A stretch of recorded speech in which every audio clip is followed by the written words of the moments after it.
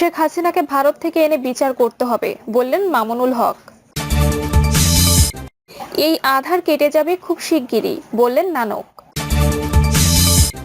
জানাবো সাবেক স্বরাষ্ট্রমন্ত্রীর ছেলে জ্যোতি 4 দিনের রিমান্ডে। জানাবো যেভাবে রাডারের বাইরে রাখা হয় শেখ হাসিনার বিমান।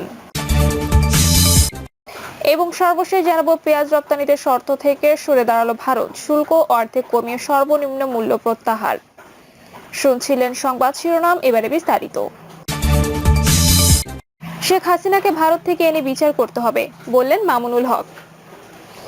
বাংলাদেশ খেলাফত মজলিসের মহাসচিব মাওলানা মামুনুল হক বলেছেন, শেখ হাসিনা ছাত্র জনতার আন্দোলনের মুখে ভারতে পালিয়ে গিয়ে দেশের বিরুদ্ধে গভীর ষড়যন্ত্র করেছেন। হাজার হাজার মানুষ হত্যার দায়ে শেখ হাসিনাকে ধরে এনে বিচারের কাঠগড়ায় দাঁড় করাতে হবে। তাই দেশবাসীকে ঐক্যবদ্ধ থেকে তার যে কোনো ষড়যন্ত্র রুখে দিতে হবে, তাকে দেশে ফিরিয়ে এনে বিচার করতে হবে। মাওলানা মামুনুল হক বলেন, হাসিনা রাজনীতি করেছে তার পিতার হত্যার বিচার করতে। বিচারের নামে নিরীহ জনগণকে ফাঁসানো হয়েছে। হাসিনা দেশ থেকে লাখ কোটি টাকা পাচার করেছে, সে টাকা ফিরিয়ে আনতে হবে। হাসিনার মতো আওয়ামী লীগের নেতাদেরও বিচার করতে হবে। তিনি আরো বলেন, সীমান্ত নিরীহ মানুষকে হত্যার বিচার করতে হবে। নতুন স্বাধীনতা ধরে রাখতে সবাইকে ঐক্যবদ্ধ থাকতে হবে। গণসমাবেশে মামুনুল হক বলেন, শেখ হাসিনা মানসিক বিকারগ্রস্ত, আওয়ামী লীগ নেতাদের বিচার হওয়া প্রয়োজন। এই কারণে যে একজন মানসিক রোগীকে এত বছর তাদের কাঁধের উপর রেখে দিয়েছিল। মেগা প্রকল্পের নামে মেগা দুর্নীতি করেছে পতিত প্রধানমন্ত্রী শেখ হাসিনা। তিনি বলেন, দেশ রক্ষায় বিএনপি, জামায়াত, হেফাজত সহ সব ইসলামী দলগুলোকে ঐক্যবদ্ধ হতে হবে। ভারত সরকারের সমালোচনা করে তিনি বলেন, গত 15 বছর আপনারা বাংলাদেশের মানুষের অধিকার নিয়ে এক চুল পরিমাণ চিন্তা করেননি। এদেশের মানুষের ভোটের অধিকার কেড়ে নিয়েছেন। বাংলাদেশের প্রতিটি নদীর মুখে অভিন্ন বাঁধ তৈরি করেছেন।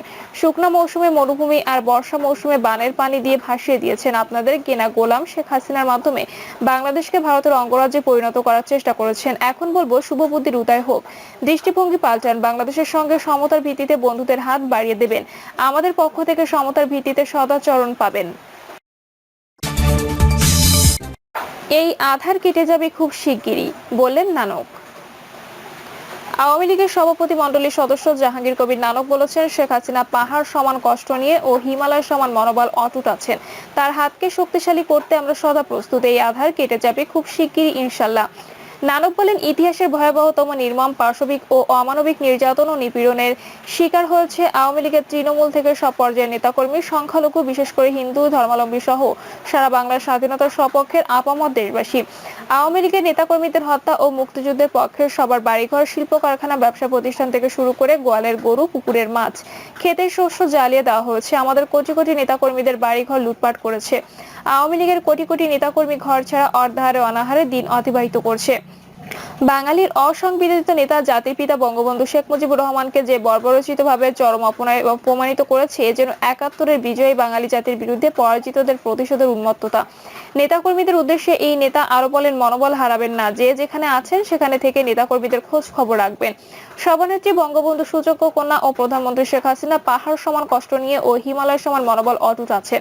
তার হাতকে শক্তিশালী করতে আমরা সদা প্রস্তুত। এই আধার কেটে যাবে খুব শিগগিরই ইনশাল্লাহ।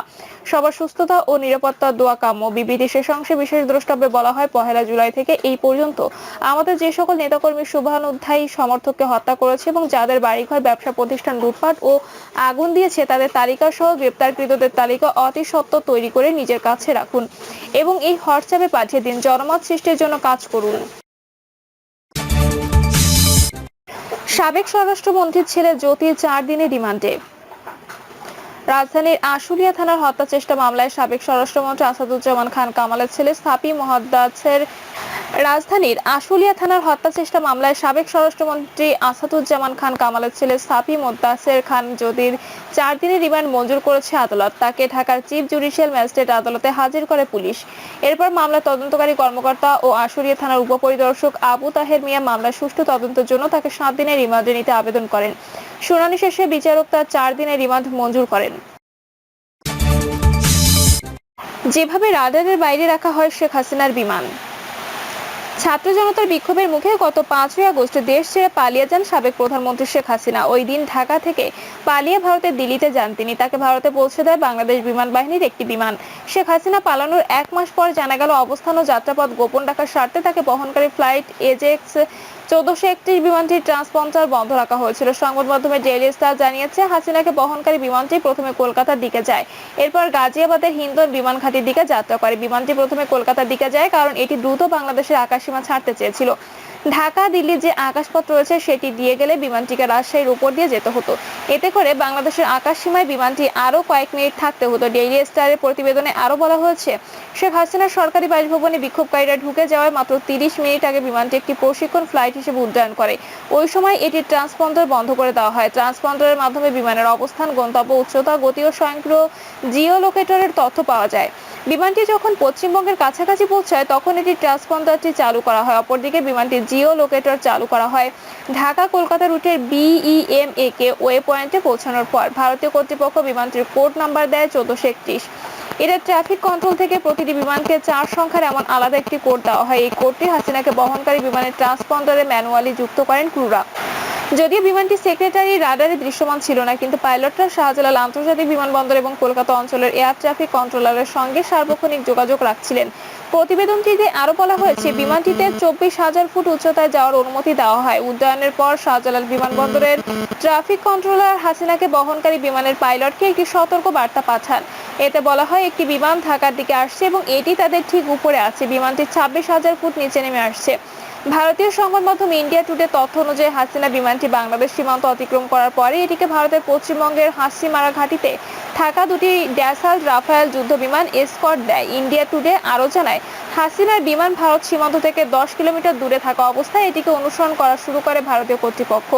সূত্র জানিয়েছে, শেখ হাসিনা, তার বোন শেখ রেহানা এবং তাদের সাথে থাকা নিরাপত্তা বাহিনীর কোনো সদস্য ইমিগ্রেশন করেননি।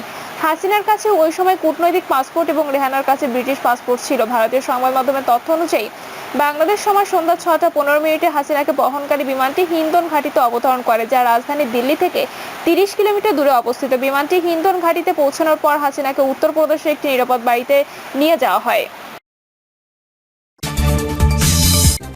পেঁয়াজ রপ্তানিতে শর্ত থেকে সরে দাঁড়ালো ভারত, শুল্ক অর্ধেক কমিয়ে সর্বনিম্ন মূল্য প্রত্যাহার। পেঁয়াজ রপ্তানির উপর বিধিনিষেধ শিথিল করেছে ভারত। প্রতি টন পেঁয়াজ রপ্তানির ক্ষেত্রে সর্বনিম্ন $550 মূল্যের যে শর্ত ছিল, দেশটির সরকার তা প্রত্যাহার করেছে। পাশাপাশি কমানো হয়েছে রপ্তানি শুল্ক। পেঁয়াজ উৎপাদনে অঞ্চল মহারাষ্ট্র রাজ্যে নির্বাচনের আগে পেঁয়াজ রপ্তানির উপরে থাকা কঠোর শর্ত শিথিল করা হলো। ভারতীয় গণমাধ্যমটি বলছে, শুক্রবার জারি করা এক বিজ্ঞপ্তিতে বলা হয়েছে, সরকার তাৎক্ষণিকভাবে পেঁয়াজ রপ্তানির ন্যূনতম রপ্তানি শর্ত প্রত্যাহার করেছে। চলতি বছরের মে মাসে দেশটির মোদী নেতৃত্বাধীন সরকার পেঁয়াজ রপ্তানির উপর নিষেধাজ্ঞা তুলে নিয়েছিল, তবে ন্যূনতম রপ্তানি মূল্য বেঁধে দিয়েছিল। প্রতিবেদনে বলা হয়েছে, রপ্তানিকারকরা আগস্টে ইটিকে জানিয়েছেন জুন মাসে ভারতের পেঁয়াজ রপ্তানি 50%-এরও বেশি কমে গেছে বলে অনুমান করা হয়েছে, কারণ প্রতি টন ন্যূনতম $550 রপ্তানি মূল্য এবং 40% রপ্তানি শুল্ক মিলিত হয়ে ভারতীয় পেঁয়াজ প্রতিযোগিতার বাজারে বেশি ব্যয়বহুল হয়ে উঠেছে। হিল্লি স্থলবন্দরের পেঁয়াজ আমদানিকারক শহীদুল ইসলাম বলেন, বাংলাদেশের বাজারের তুলনায় ভারতে বাড়তি দামের কারণে পেঁয়াজ আমদানি করে লোকসান গুনতে হচ্ছে। এ কারণে ভারত থেকে অনিয়মিতভাবে পেঁয়াজ আমদানি করা হচ্ছিল। পরবর্তী সময়ে দেশের বাজারের দাম কিছুটা বাড়লে 40% শুল্ক পরিশোধ করে আমদানির কারণে দেশের বাজারে পেঁয়াজের দাম ঊর্ধ্বমুখী ছিল। এমন পরিস্থিতিতে ভারত থেকে পেঁয়াজ আমদানির মুখ ফিরিয়ে নিতে শুরু করেন দেশের ব্যবসায়ীরা। অনেকে তখন তুলনামূলক কম দামের কারণে মিশর, পাকিস্তান সহ অন্যান্য দেশ থেকে আমদানি শুরু করেন। এ অবস্থায় শুক্রবার সন্ধ্যায় এক নোটিশের মাধ্যমে পেঁয়াজ রপ্তানিতে আরোপিত 40% শুল্ক প্রত্যাহার করে নেয় ভারত। বিষয়টি বাংলাদেশের আমদানিকারকদের নিশ্চিত করেছেন দেশটির ব্যবসায়ী, যা আগামী রোববার থেকে কার্যকর হবে বলে জানিয়েছে তারা। ইকোনমিক টাইমসের প্রতিবেদনে আরও বলা হয়েছে, চলতি 2024 থেকে 25 অর্থ বছরের 31 জুলাই পর্যন্ত ভারত থেকে 2,60,000 টন পেঁয়াজ রপ্তানি করা হয়েছে। এর আগে অর্থ বছরের রপ্তানির পরিমাণ ছিল 17,17,000 টন। ভারতে এপ্রিল থেকে অর্থ বছর শুরু হয়। প্রিয় দর্শক, এই ছিল এখনকার সর্বশেষ সংবাদ। আপডেট সব সংবাদ পেতে চ্যানেলটি সাবস্ক্রাইব করে বেল আইকনটি ক্লিক করে রাখুন।